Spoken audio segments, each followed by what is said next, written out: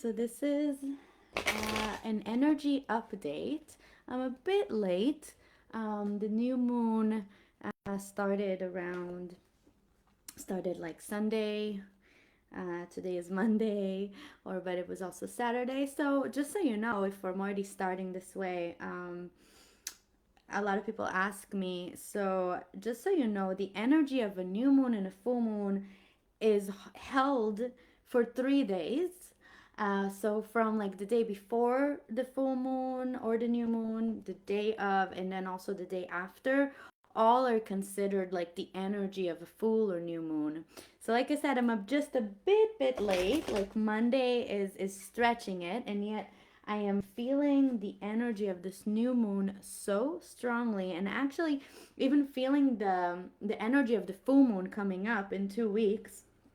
It's super interesting, and I thought to do a little read about it, a collective read, um, and share with you. So, as always, if you're viewing this right now, you can leave a comment. You can ask me to pull a card for you. Again, I'll just do a quick read of the energies right now. I'm located right now in Israel, right? So I think it also connects to what we're going through here collectively, how it affects the world. I feel so much that the energy that I'm sensing, and that, again, that's why I'm going to do this video, I'm sensing and a bit confused about, but there's definitely like something in the air. Um, I think that this is going to touch each of us personally if we're able to use this energy. I teach my students kind of like serve this wave of energy. Um, but we can also ignore it. It can also kind of help us not ignore it. So I'm inviting us to really listen and feel into the subtle whispers of spirit that you might be getting in this month of November. It's a very interesting month. I'm gearing up to 11/11, which is where I'm going to host a free masterclass. If you want, comment and I'll send you a link to register to this free masterclass that I'm going to teach about 11/11, spiritual awakening, different symptoms of that, different ways to overcome and work with it. So instead of it being a fear of the dark night of the soul, or like this feeling of a complete disconnect, the hope is that you can connect through this free masterclass actually to other people who will be present, and also to the wisdom teachings that I love sharing with you, that can help us turn something that's kind of vague, gray, confusing, spiraling into like a more straightforward direction. That's the idea. And if you like that, just so you know, this is a prep to a brand new course that I'm launching real soon at the end of November, that is called Know Thy Soul. So yeah, this is all connected to it. And as I'm preparing to this course, a lot of insights and downloads are coming in. And one of them was really like Spirit was nudging, just do a reading. So here I go with no further ado. I will do a reading. I chose two different sets of cards today for the reading. I chose the Queen of the Moon Oracle. It's a great deck to have the energy of divine feminine energy as it relates to the moons. So I really like that. Every once in a while in specific locations, it's a great deck for that. And the other one I've been playing around with a lot is the archetypes of Kim Carnes. Okay, it's a wonderful deck. Actually, I think it's a wonderful learning tool as well about archetypes, Carl Jung's work. Really great stuff. I love how it's so practical. So thank you, Kim Carnes, for coming up with this beautiful deck and guidebook. And I will use this also to see like what are the main archetypes that are present in this wave of energy and the surge of energy and surges of energy. And then again, like how can we surf them? How can we use this energy? All right. So let us start, and let's start by pulling some of the moon cards. Okay, and let's connect, taking a deep breath in into the core, finding that core fire in the center of the belly, seeing like what color it is today. With some breath, releasing and clearing.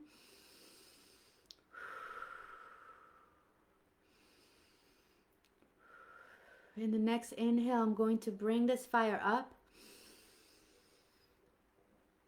and connect it to our guides, to other realms, and exhale it throughout my body, opening up that eighth chakra, that sacred connection to the divine, and asking for all of my guides to be here to assist us, to give us nice and fruitful guidance and information. And I hope I am a clear channel for that information. Thank you.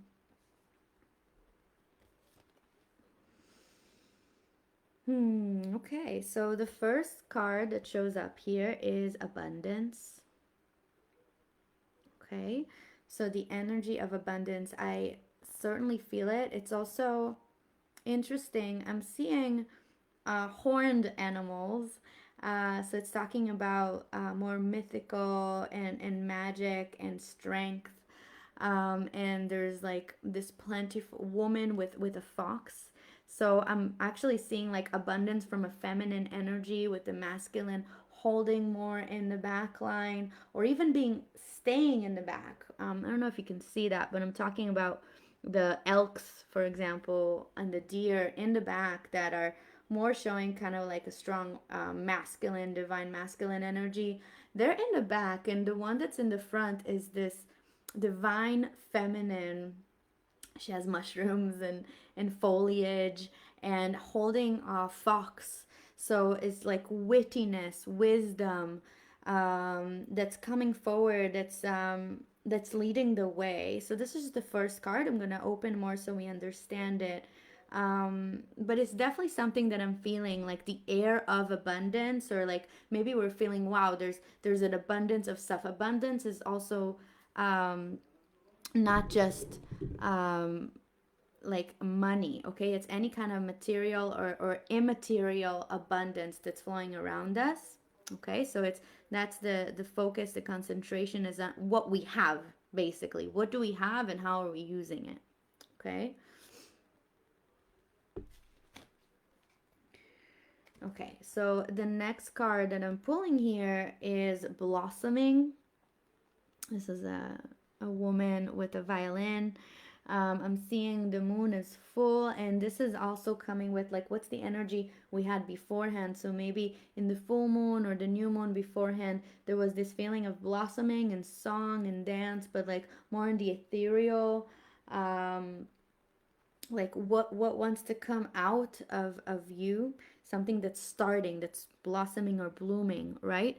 And then right now there's the abundance of it. So I think already from these two cards, what I'm getting is that wake up, okay? Wake up, understand that something has already started flourishing, right? And the abundance is like, okay, something was just blossoming before. Let's think about it as a fruit that's like ripening, and you can see it in the tree. It's almost there. You can see it. In the abundance card, which is the now, it's actually saying, well, it's ready, right? It's ready and you're abundant. Can you see it?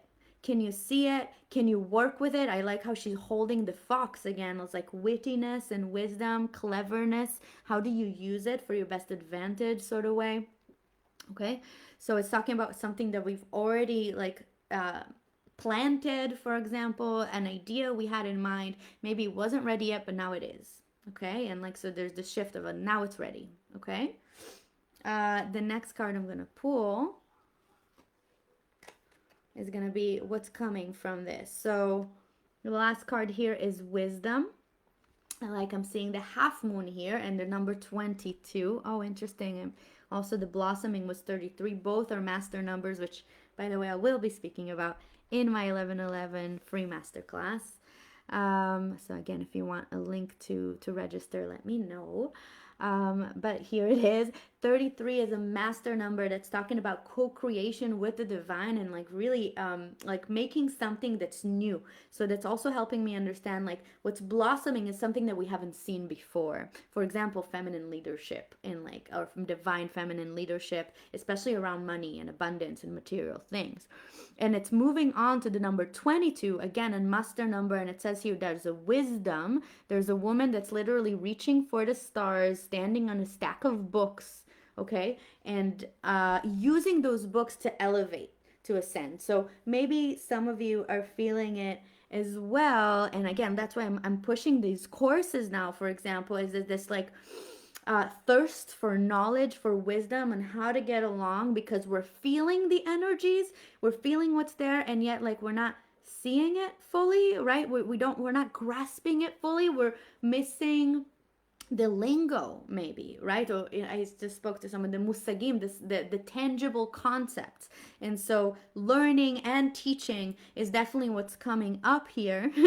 And the wisdom that is like for the person teaching and those who are receiving it is the same. And sometimes they say the teacher actually earns the most, right? So here I'm calling you out as well. And where is your wisdom? Abundance, right? Abundance of your own wisdom to share, right? And how you're sharing it and how you're given credit, right? She's standing on these books. This is not something that is just sprung from her from nothingness, okay? So this is like giving credit, talking about what has allowed you to stand up with that wisdom and like really reach for the stars, okay? And show up. This is it's beautiful. She's actually on a ship in the clouds. Okay, so yeah, there's a lot of like elevation. If before this is all earth, very earth in the earth, there's something very airy up in the sky. So newness, destiny that we can finally grasp. So that's like the general read that I'm getting. I'm seeing this comment from Ashley. Yes, the abundance is here now. Yes. Divine feminine leadership and money. Yes, that's what I'm sensing all around. And the idea is how we harness it. How do we harness it? And by the way, it doesn't mean that you need to be a woman, right? At the whole world, I've heard a lot speaking about how the feminine is rising. What does that mean? What does it mean to be in feminine leadership? What does it mean to lead from a feminine that's not hierarchical, but is actually more circular, spiral, collaborative, sharing the wisdom and knowledge, not like owning it and keeping it to yourself. So really from this abundance of there's like more, there's enough for everyone kind of mentality that's again very feminine, and just open. Another thing is, and I've been hearing that, is how in November a lot of secrets, a lot of like things that happen under the scenes are gonna be seen more. And so this reading also shows that how like, but right now there's this abundance, but it's also kind of feels messy, like there might be too much going on, too much understand, too much information flowing through, and in a way that keeps you something in the cloud. This wisdom card is above those clouds, okay? So it's showing how we're gonna rise above with learning, with teaching, with tools. All right, let's look at the archetypes, okay, that can come from this. So first we will go, actually with the archetypes I like to work from the back. So I'm going to look for an archetype for this card here, the blossoming card. What is the archetype? So we can understand blossoming more. The card that I pulled is the shaman, okay? And the shaman card is really the bridge in between worlds. Here in this deck, it's interesting because I'm seeing like this golden pearl and this diamond in a hand.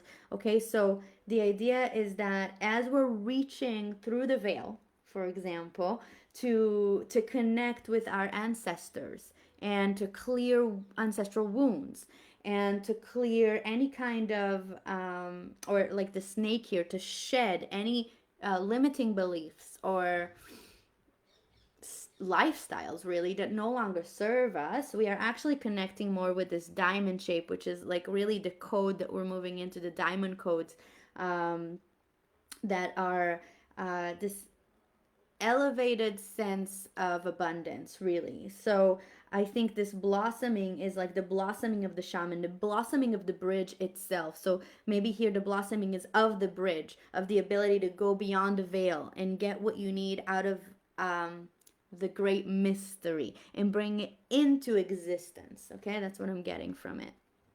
Um, the second archetype that I'll pull is for the abundance card, which also represents now, right now, what's going on, and what is the archetype.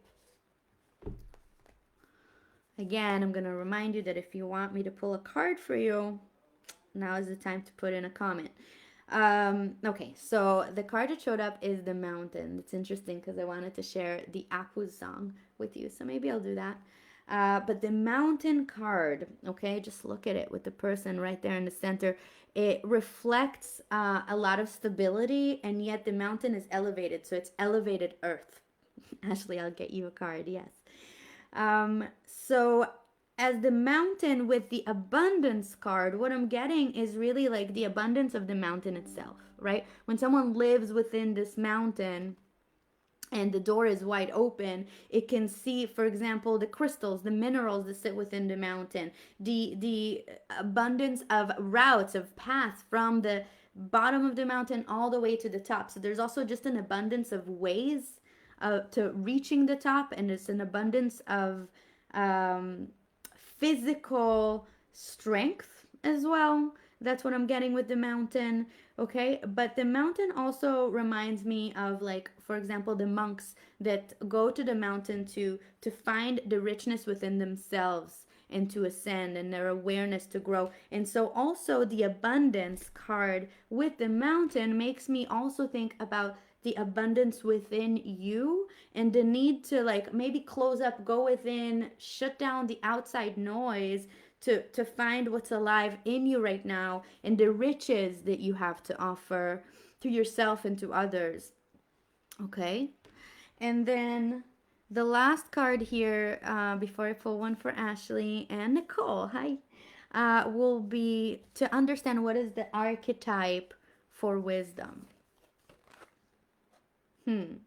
Interesting. Okay, so the archetype that showed up here is the hunter.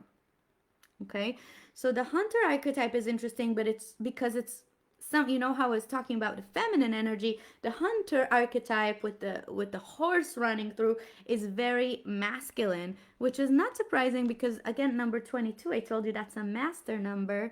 It's connected with this balance between masculine and feminine, or a divine union that's been elevated.